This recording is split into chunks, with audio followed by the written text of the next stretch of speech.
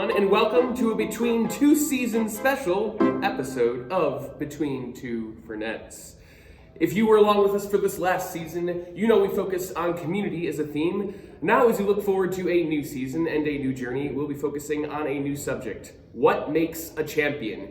Here on Between Two Fernets, we'll be dissecting the What Makes a Champion theme by sitting down every week with a former champion from all over our ABC leagues. They'll be answering questions, giving advice and strategy, and breaking down how you can unleash the peaceful and confident champion within, and maybe getting you one step closer to a championship medal on your way. Speaking of champions, congrats to all of our league champs this last season. We had a full week of playoffs and dished out some well-deserved medals and merch, and even a few ABC players walked home with some medals from the Vegas tournament. Congrats everyone on a strong community finish, and look out for those season recap emails from your league manager.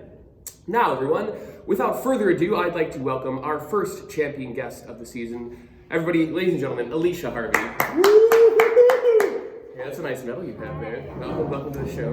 Welcome. You want to touch it? Yes, I would love to touch your medal. Yeah. We don't shake hands anymore. You just touch medals. Ooh. Hi, all right. everybody. Was that weird that I smelled your medal? No, it was good. That smells good, I'm sure. Alicia, you are one of our freshest champions from this last season, having a huge Tuesday night bocce win. You won 21-20. It was very close. Very yes, fun. It was. It was amazing. Congratulations. But besides that, you are now officially a 3-time champion. It's true. Right. Okay, now for our champion, we're going to put you on the hot spot for a second here. One thing that we all misunderstand is that we think that there's a specific answer or formula that will guide us along the right path to success and enable us to grow as the individuals we are, when the real challenge in bocce in life is to always be improving, to always be better, and even when you're the best, we ask ourselves these questions. Alicia, knowing how your successful seasons turned out, I'd love for you to share the question/intention that you asked for yourself as an individual to help you fulfill your goal and to bring you to your journey as a champion. Okay, that's a great question. Well, for starters, for myself, honestly, I find that what I need to do to get in the right headspace.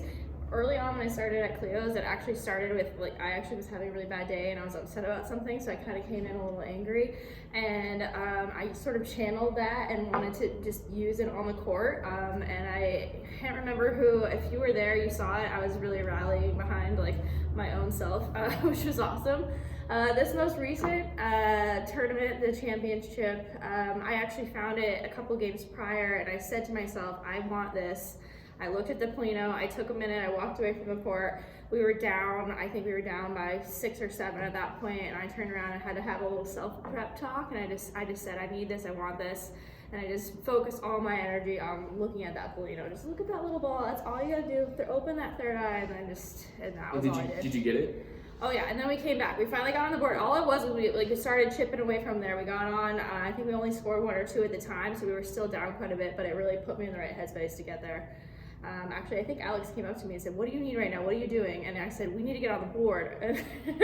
I was angry. That's really awesome, because a lot of times when you're trying to create a good relationship with your team, sometimes asking somebody what's wrong, are you okay, isn't the best. More, what can I get for you? Yeah. Because when you ask somebody what's wrong, for me at least, it's like, wait, is there something wrong? Is there something wrong? Yeah. So you show leadership as a champion. Thanks. By you're very welcome. By you and your team, by helping each other understand we're here for each other. Yeah, it really was. What can I do, but how can I help you? Yeah. Awesome. So I have one more question, kind of along the same lines, but what was an intention that you and your teammates had as a whole?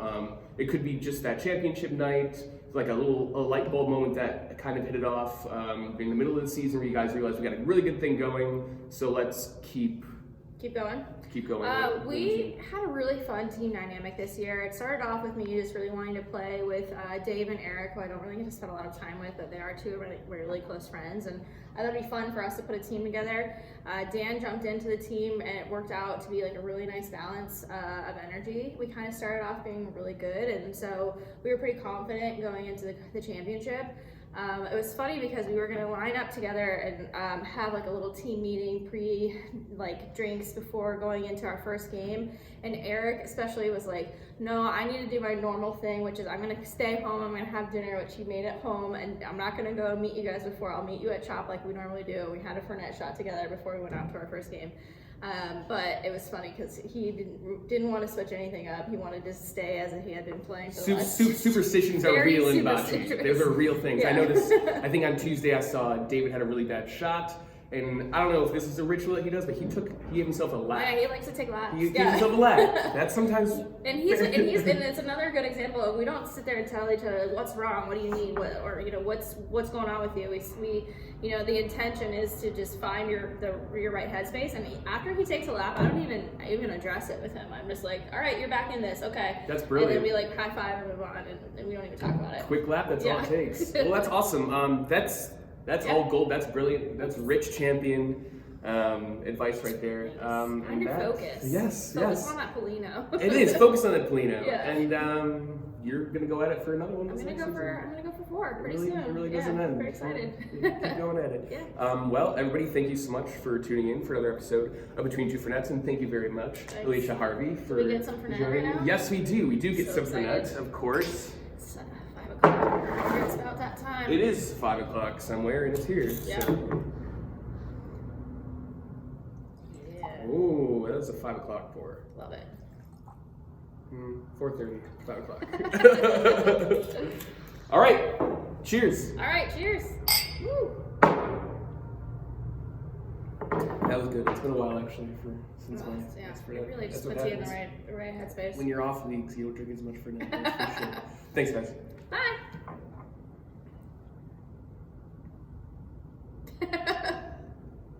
Is that right? Oh yeah. Oh, what do we say? Do we say it? Oh, Do we say it?